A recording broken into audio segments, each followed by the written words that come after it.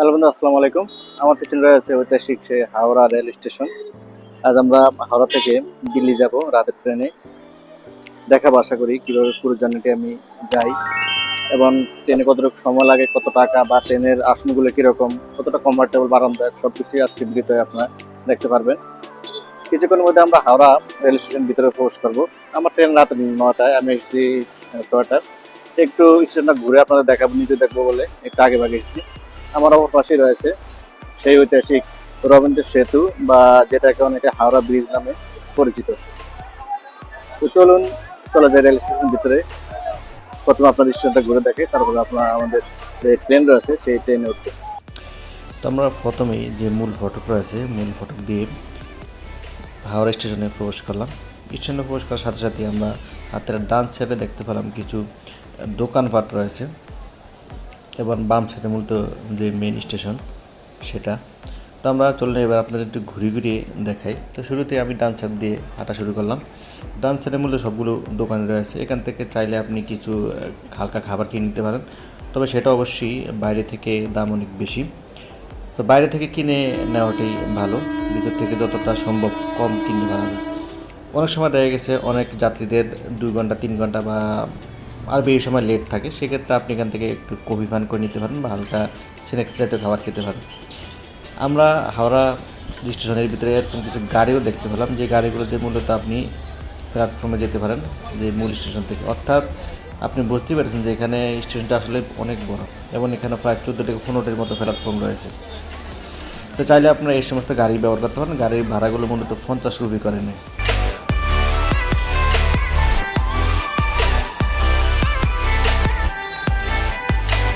Howrah station মূলত প্রচুর পরিমাণ যাত্রী প্রতিদিন চলাচল করে, যেহেতু ভারতের বিভিন্ন রাজ্যের ট্রেনগুলো হাওড়া থেকে সবচেয়ে বেশি ছাড়ে। যেমন যদি কেউ মুম্বাই যেতে চায়, দিল্লি, কাশ্মীর, চেন্নাই, মোটামুটি বড় সব রাজ্যগুলোর ট্রেনগুলোই হাওড়া থেকে যায়। হাওড়া স্টেশনের উপর দিকে তাকালে আপনি এরকম একটি বিলবোর্ড দেখতে পাবেন, যেখানে পুরো স্টেশনের এবং পুরো যে ট্রেনগুলো রয়েছে সবগুলো ট্রেনের তথ্য দেওয়া রয়েছে, এবং এর পাশেই দেখতে পাবেন একটি সাইনবোর্ড রয়েছে বা মনিটর বলা চলে। ওই মনিটরে আপনি আজকের দিনের কোন ট্রেনটি কোন প্ল্যাটফর্ম থেকে কখন ছেড়ে যাবে সেই সমস্ত তথ্যগুলো উঠবে। তো সেখান থেকে চাইলে আপনি দেখে নিতে পারেন যে আপনার ট্রেনটি কখন আসবে বা ট্রেনটি কোন প্ল্যাটফর্মে দাঁড়িয়ে রয়েছে, এই সমস্ত তথ্যগুলো জানতে পারবেন।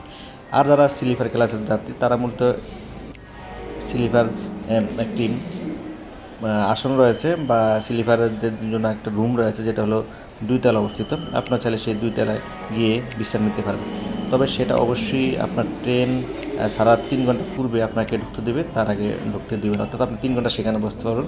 বসার পরে যায় দেখুন এখানে যে ভিউটা অনেক কাছে সুন্দর, অর্থাৎ সামনে বারান্দা রয়েছে, বারান্দার ভিউ, এবং এখানে আপনার ওয়াশরুম রয়েছে। আপনি এখানে চাইলে আপনার হাত মুখ ধুয়ে একটু ফ্রেশ হয়ে নিতে পারেন। এরপরে এখানে অনেকগুলো চেয়ার রয়েছে, দেখতে পাচ্ছেন এখানে চেয়ার আসলে অনেক অভাব নেই। যদি স্লিপার ক্লাস যাত্রীর সংখ্যা কম থাকে বা অনেকে জানেই না যে এখানে আপনি বিশ্রাম নিতে পারবেন, এবং সেটাও খুবই বিনামূল্যে।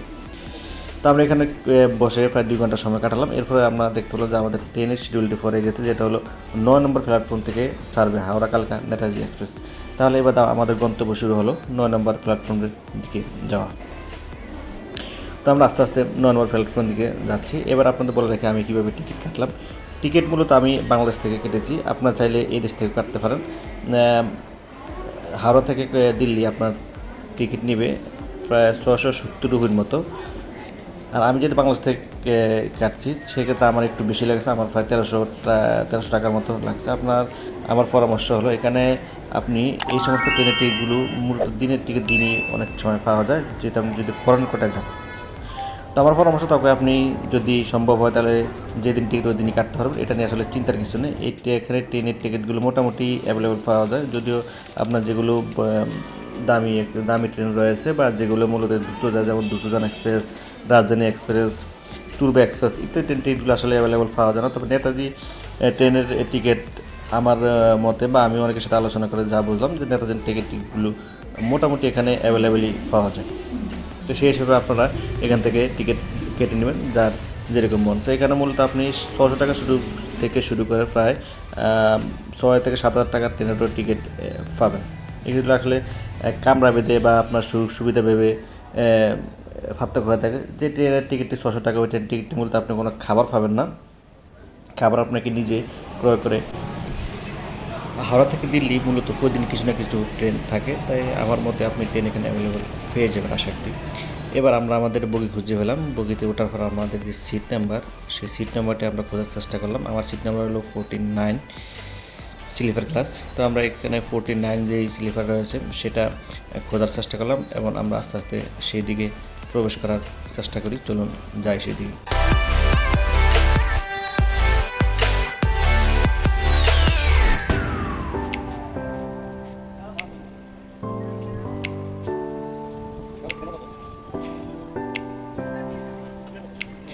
এই সমস্ত ট্রেনের সিটগুলো মূলত 3টি ভাগে থাকে। আপনি শুরুতে যখন ট্রেনটিতে উঠবেন তখন আসলে সিটগুলো বুঝতে পারবেন না, যেহেতু একটি সিট আপনার তাদের লাগানো থাকে, সেটা বের করে নিতে হয়। আমি আমার এক ভাইয়ের সাথে প্রথমে দেখা হলো, তো ওনার সাথে আমি আলাপ করে সব কিছুই বুঝলাম।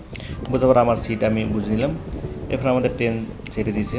ট্রেনটি ছেড়ে দেওয়ার পর ট্রেনটি আসলে অনেকগুলি স্টেশন আপনার ট্রেন দাঁড়ায়। তো আপনি চাইলে ট্রেনের ভিতর থেকেও খাবার খেতে নিতে পারেন, বা বিভিন্ন স্টেশন দাঁড়াবে সেসব স্টেশন থেকে আপনি ট্রেনের জন্য আপনার যে খাবার সেটা নিতে পারেন। অর্থাৎ এখানে প্রতিবেলার খাবারে আপনি বিভিন্ন স্টেশনে দাঁড়ায়। এই ট্রেনটি আমার সবগুলো প্রায় 25টি স্টেশনে দাঁড়িয়েছে। তো সেক্ষেত্রে আশা করি আপনার এখানে খাবার নিয়ে বা পানি নিয়ে কোনো ঝামেলা হওয়ার কথা না। আপনি স্টেশন থেকে নেমে এই সমস্ত কিছু কিনতে পারেন, বা চাইলে আপনি এখানে স্টেশনে বাইরে, যেমন আপনার ট্রেনের ভিতরে কিন্তু বিভিন্ন ধরনের খাবার পাবেন। প্রতি কয়েক মিনিট পরে পরে চা পাবেন, আপনি বিভিন্ন ধরনের পানি পাবেন। মোটামুটি খাবার যত জিনিস আছে সব কিছু কিন্তু আপনি ট্রেনে পাবেন। যারা হকার রয়েছে তারা এই সমস্ত এগুলো বিক্রি করে ট্রেনের ভিতরে।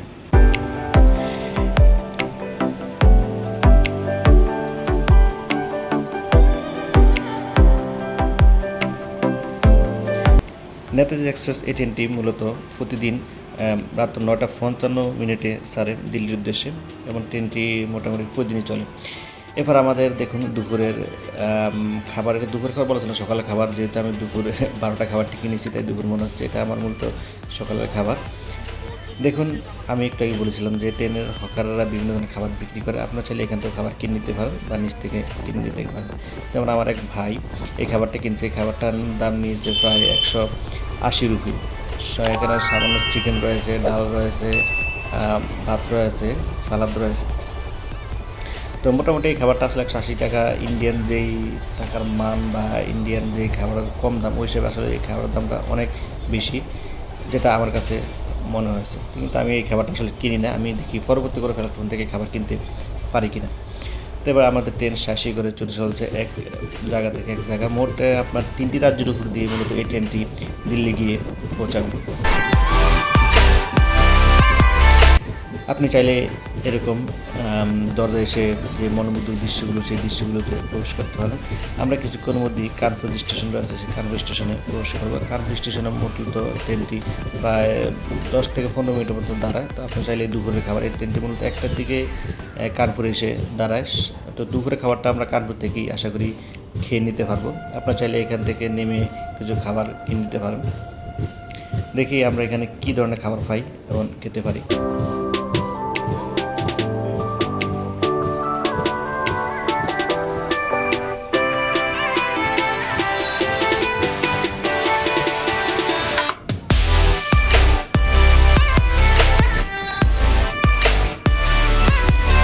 ইন্ডিয়ার ট্রেনের যেই মনোমুগ্ধ দৃশ্যগুলো, যারা ইন্ডিয়ার ট্রেনে ভ্রমণ করেন তারা অবশ্যই বুঝতে পারবেন যে ইন্ডিয়ার ট্রেন ব্যবস্থা আসলে কতটা উন্নত অন্যান্য দেশের চেয়ে। বিশেষ করে আমাদের বাংলাদেশের ইন্ডিয়ার ট্রেন ব্যবস্থা অনেকটাই উন্নত, যা আমরা বুঝলাম। তো আমাদের ট্রেনটি কানপুরে চলে এসেছে। এখানে ট্রেনটি যাত্রাবিরতি করবে। আমরাও আশা করি ট্রেন থেকে নামবো, নামার পর কিছু খাবার কেনার চেষ্টা করবো। যেহেতু এখন প্রায় 1:30 বেজে গেছে, তো দুপুরে খাবারটা আমাদের খেতে হবে। তো আমরা ট্রেন থেকে নামলাম, নেমে সামনে অনেকগুলি দোকান পাবেন। এই সমস্ত দোকান আপনি আপনার বিভিন্ন ধরনের রাইস, চিকেন রাইস, ডিম রাইস এবং আলু ভাজা, ফ্রাইড রাইস ইত্যাদি সব ধরনের খাবারই পেয়ে যাবেন। জাস্ট একটু এখানে হেঁটে একটু খুঁজে নেবেন, এবং চাইলে এখান থেকে আপনি ফানি করে নিতে পারেন। এখানে আসলে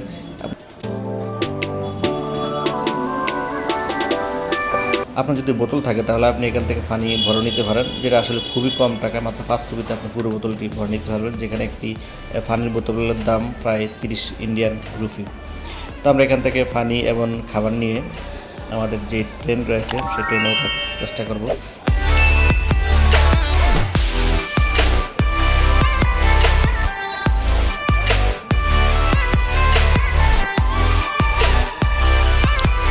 এবার আপনাদের ট্রেনের ভিতরে কিছু দৃশ্য দেখাই, যেহেতু ট্রেনটি আপনাদের ঘুরিয়ে দেখা হয় না।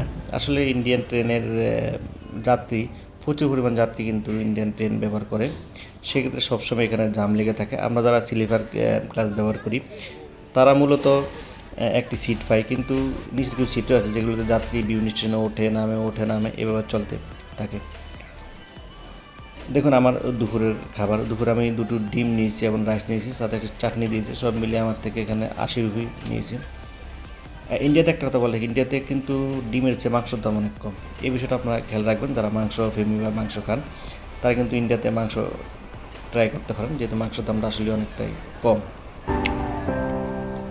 আর এই ট্রেনের অভিজ্ঞতা আমার যেটা হয়েছে যে কম দাম হিসেবে অথবা এই ট্রেনটা আপনি ব্যবহার করতে পারেন, আর অন্য ট্রেন টিকিট ফেলে এই ট্রেন ব্যবহার করা নাই ভালো, যেহেতু ট্রেনে আসলে অতটা ফেসিলিটিস বা সুবিধা আমি কোনোটি পাইনি, এবং ট্রেনের পরিবেশটা আসলে ততটা ভালো না, যেটা হলো আমার ব্যক্তিগত অভিজ্ঞতা। আপনি ভ্রমণ করলে আশা করি বুঝতে পারবেন।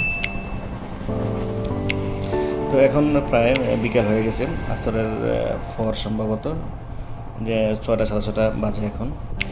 আমাদের ট্রেনটি দিল্লিতে পৌঁছার কথা রাত্র 8:55 অর্থাৎ 9টায়। দেখি আসলে লাস্ট টাইমে ট্রেনটি পৌঁছতে পারে কিনা।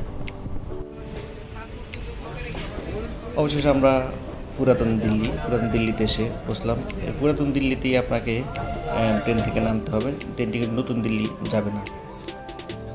তো আমাদের ট্রেনটি জাস্ট আমি আমাদের যে দিল্লি জংশন সেখানে এসে পৌঁছলো, প্রায় 8:50 অর্থাৎ 5 মিনিট আগে ট্রেনটি এসে এই দিল্লি স্টেশনে পৌঁছলো। এখান থেকে আমরা আবার দেখি কীভাবে আবার নতুন দিল্লি অর্থাৎ যেখানে আমরা থাকবো সেখানে যাই।